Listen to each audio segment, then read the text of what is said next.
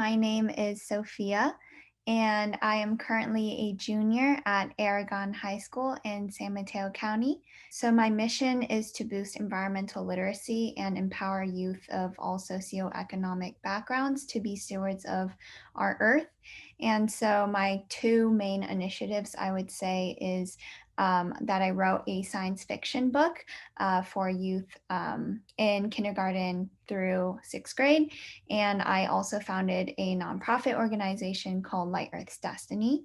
And I think what really inspired me to go on this environmentalism journey, this kind of started in sixth grade, I would say, when I really found this interest. But from a very young age, I've always really loved nature. So it came naturally to me. And in sixth grade, I came across this article about climate change. Specifically, it was about how global warming was affecting the polar bears. And there was like this snapshot of a polar bear standing on a very tiny piece of ice. And I think that really shocked me. And it kind of motivated me to really rethink my relationship with the environment, how I'm affecting the environment through my daily actions. And so I started becoming or trying to become a more eco friendly citizen. But as I was more aware of this, I noticed that my peers and my friends were kind of still oblivious to the problem. And when I reflected why that was and why, I wasn't really exposed to this issue until sixth grade. I kind of found the root cause to the school curriculum that I think the school curriculum isn't integrating enough environmental education into our subjects. And I think this awareness, this consciousness of the problem should be really developed at a young age, and we start having these habits of what it means to be an eco friendly citizen. Um, so yeah, realizing the problem and kind of thinking how I can contribute to solving the problem. I've always really loved writing, so that was a way I thought I could help. Really inspired me to kind of take action on this.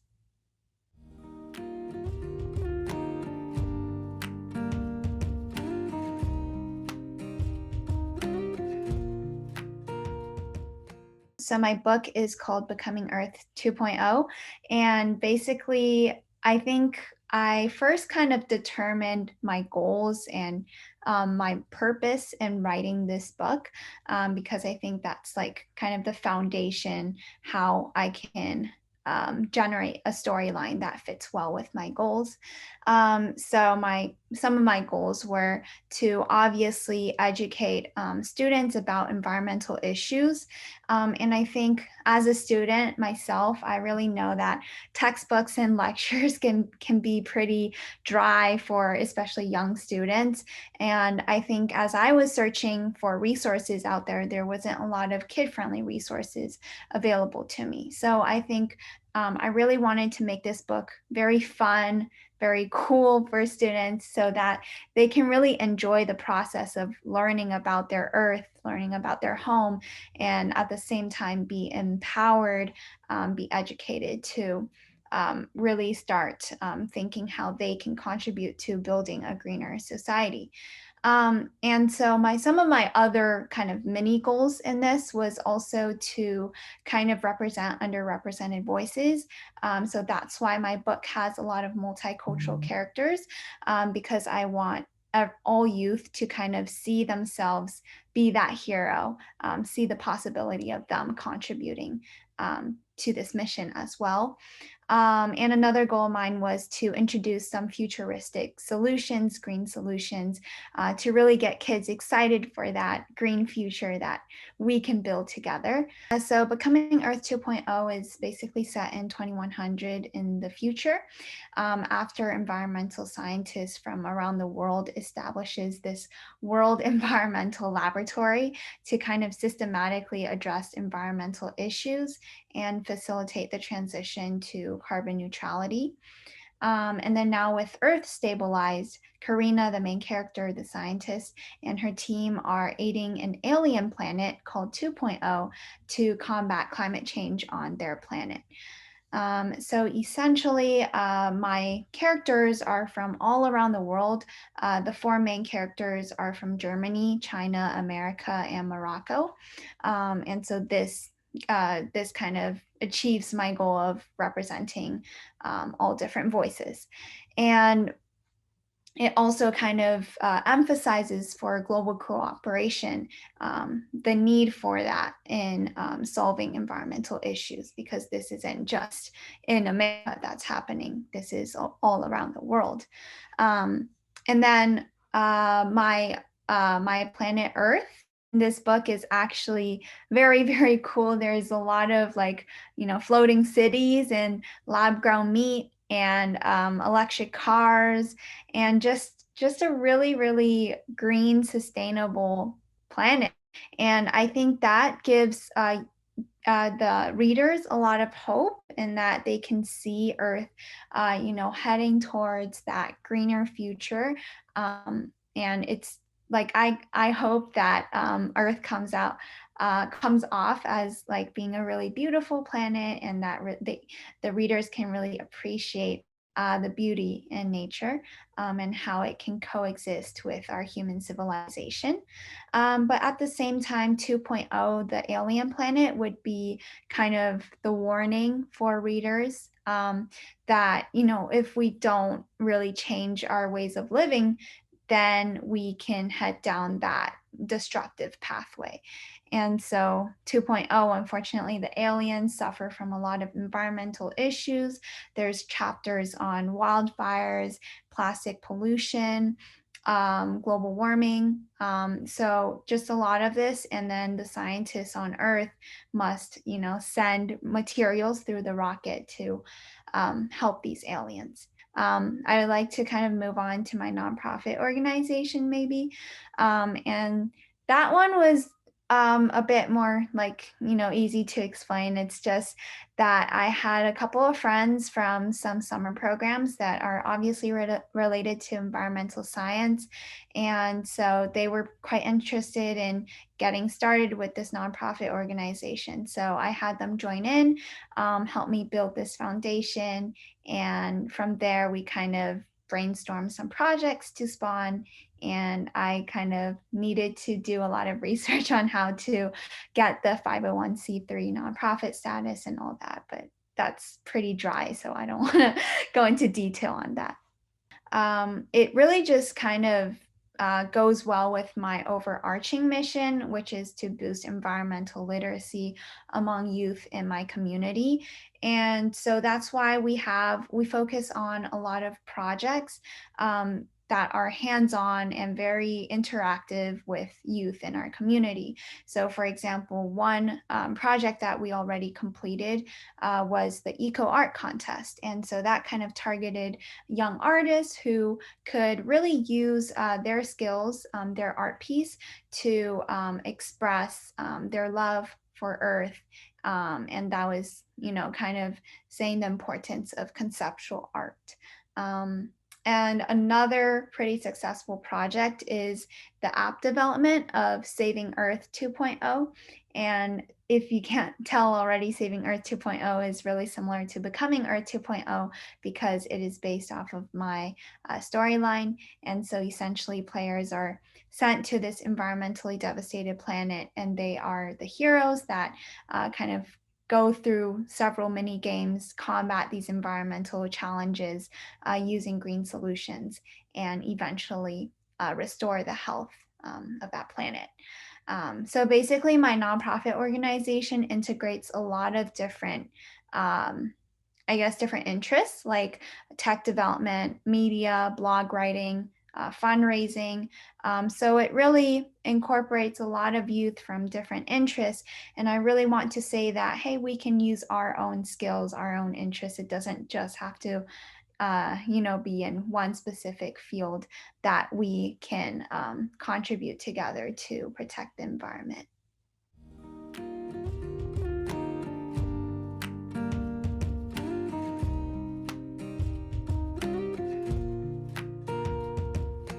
So after I wrote the book and published it, I thought that, it's online, it's available to anyone who has the chance to come across it. But I really wanted to proactively introduce it to my community.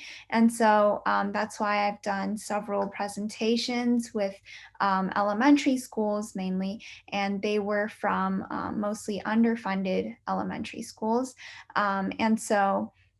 Going and visiting those classes and doing these book presentations, I kind of based my presentation off of my book storyline, but made sure to include some cool facts that can hopefully stick with these students later on, and really like also include what can you do from now on to maybe start step by step adopting this more eco-friendly lifestyle.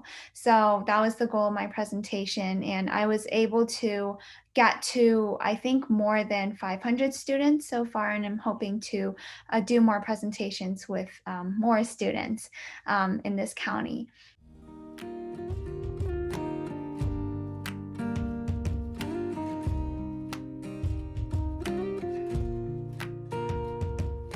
I think definitely number one is to not doubt yourself, and really don't let the fear hold you back from doing what you want. Because especially as youth, we're only maybe 10 or 15 years old.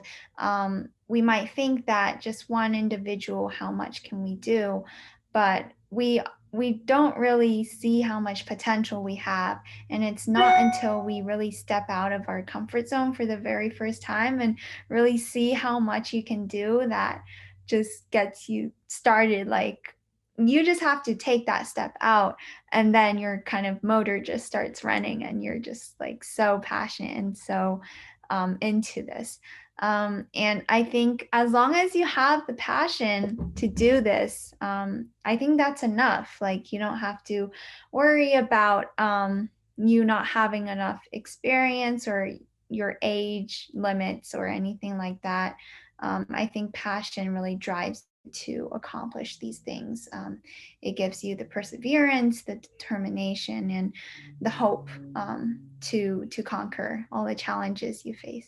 So, um, yeah.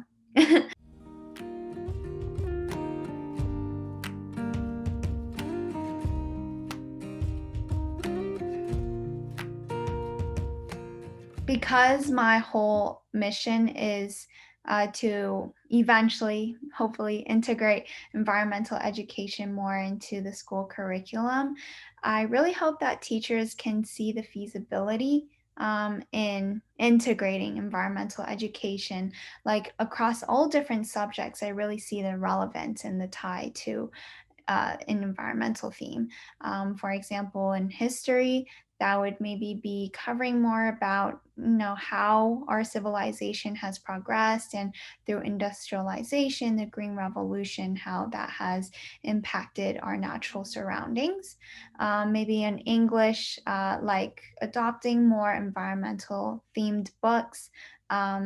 Maybe like even having students writing a reflective essay on a environmental book they read this semester, or like in science, that would be environmental science. So I really see the possibility in incorporating environmental education, and I hope that teachers do too. And I think I always have this like idea of schools should not only teach students how to excel academically, but I think that they should really teach us how to excel as, just human beings, citizens living on this planet. I think we all have the responsibility to take care of our surroundings. And I hope that teachers can be an integral part in instilling this value in students from a young age.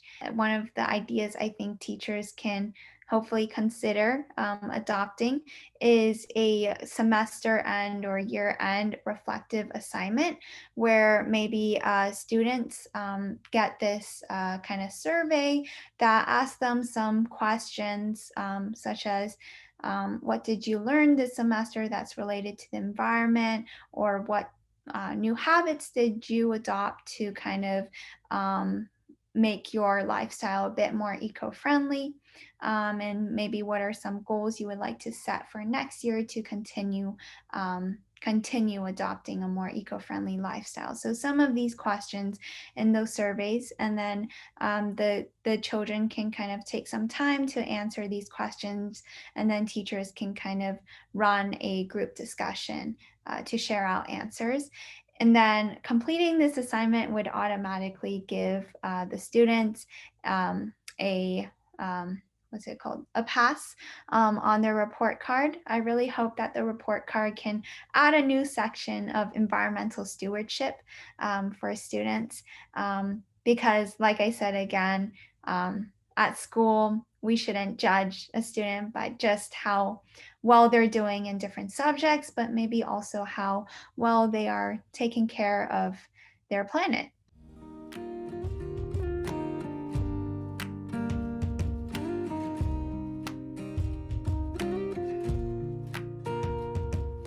For me, I really, really hope to collaborate with San Mateo County Office of Education and really get the idea I just described, the year end or semester end assignment, hopefully integrated into some teachers' classrooms and see kind of the responses to that and kind of adjust if needed.